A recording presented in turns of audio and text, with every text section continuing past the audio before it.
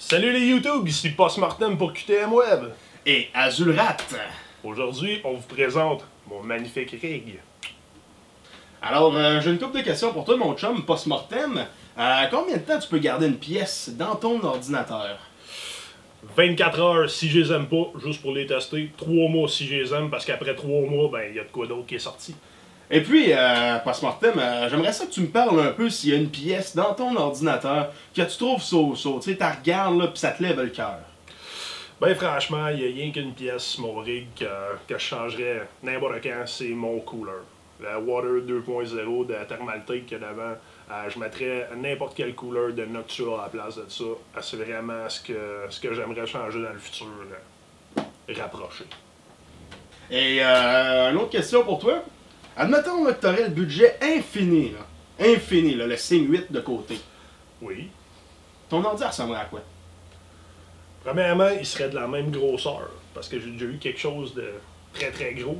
C'est sûr que ça serait du water cooling custom, parce que j'ai pas peur d'entretenir mon ordinateur. Mais à l'autre chose, beaucoup de cartes graphiques, juste pour le look. Parce que sérieusement, avec ce que j'ai là, j'ai pas besoin de plus. Puis, c'est quoi la pièce, là, pour toi, qui est indispensable? Que même si tu te rebâtirais un ordinateur demain matin, là, t'en reprendrais. Hi!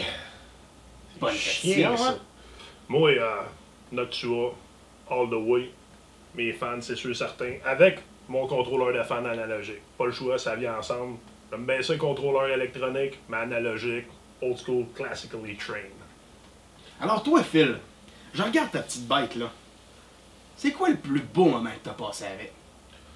Un des plus beaux moments que j'ai eu, c'est quand j'ai déballé mon board. Mais j'ai eu un encore plus beau moment. Au début, j'avais 2 cartes en sli, ok? J'avais remarqué la tête de mort sur une motherboard. Mais quand j'ai enlevé les 2 cartes, j'ai mis rien qu'une carte. La tête de mort, elle allume! Brillait. Brillant. Puis, une autre question, Phil. Oui. Si ton PC passait dans une machine qui le transformerait en animal, ça serait quel animal, selon toi, qui ressortirait de cette machine-là? Ben franchement, vu que les dinosaures y existent plus, pis que les dragons c'est un petit peu utopique, je dirais que ça serait une girafe.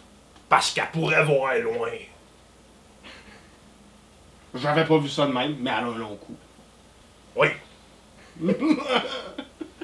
Le case. Corsair Airflow Series 540. Très très beau case. Mid-tower case.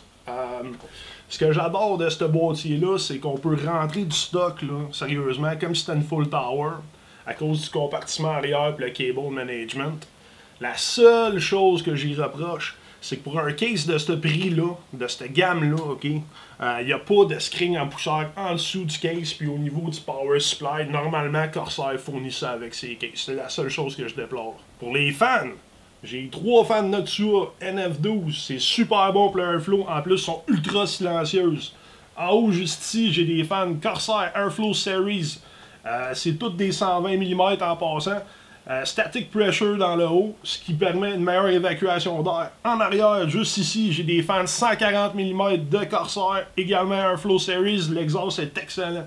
Mon power supply, c'est un Corsair 860 watts, série AX, 80 plus platinum, modulaire. La raison pourquoi je l'ai acheté, c'est parce qu'il était modulaire, puis que c'était un power supply de très bonne qualité. Ma motherboard, un Gigabyte GeForce Sniper 5. La raison pourquoi j'ai joué ça, ben, first, la couleur est cool. En plus, j'ai 4 ports PCI pour faire les tests que je veux. Sinon, c'est sûr que le grade militaire et la durabilité du board, c'est bien important pour moi parce que ça arrive que j'y donne de la merde. Présentement, mon CPU, c'est un i7 4770K à 3.5 GHz. Présentement, il n'est pas overclocké parce que j'en ai juste pas besoin. Mon GPU, fait que, c'est sûr, elle est magnifique. Elle est jaune, elle est noire. Regardez-moi ce magnifique cooler-là. Bon, j'aurais été d'en parler comme ça. C'est une MSI Lightning R9 290X. Ben oui, c'est en ce moment que je montre mes couilles à tout le monde. L'affaire que j'aime le plus de cette carte-là, c'est sa performance. Ce que je déteste de cette carte-là, c'est le prix.